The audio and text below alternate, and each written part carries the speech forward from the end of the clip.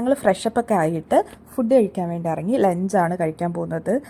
ഞങ്ങളുടെ ഹോട്ടലിന് അടുത്ത് തന്നെ ആയിട്ടാണ് ഇവർ ലഞ്ച് അറേഞ്ച് ചെയ്തിട്ടുണ്ടായിരുന്നത്. ഇതിൻ്റെ പേര് വന്നത് എം ഗ്രിൽ എന്ന് പറഞ്ഞിട്ടൊരു ഹോട്ടലായിരുന്നു അവർ ലഞ്ച് അറേഞ്ച് ചെയ്തത്.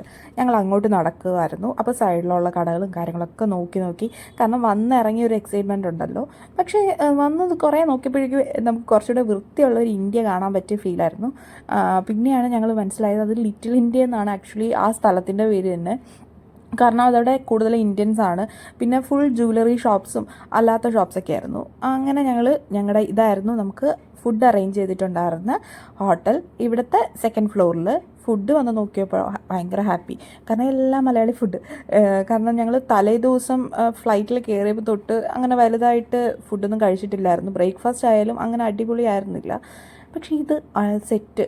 കാരണം വ്യൂ അടിപൊളിയായിരുന്നു, ഫുഡും അടിപൊളിയായിരുന്നു. എല്ലാം കഴിച്ച് ഞങ്ങൾ തിരിച്ചിറങ്ങി കഴിഞ്ഞിട്ട് ഞങ്ങൾ താമസിക്കുന്ന അടുത്ത് തന്നെ ഒരു സൂപ്പർ മാർക്കറ്റ് ഉണ്ട്. അവിടെ ചെന്ന് കുറച്ച് ഐസ്ക്രീംസ് എന്തെങ്കിലും നോക്കാമെന്നൊക്കെ പറഞ്ഞ് നോക്കി. കുറേ മുട്ടായികളെന്ന് പറഞ്ഞാൽ ഒരുപാട് മുട്ടായികൾ കേട്ടോ.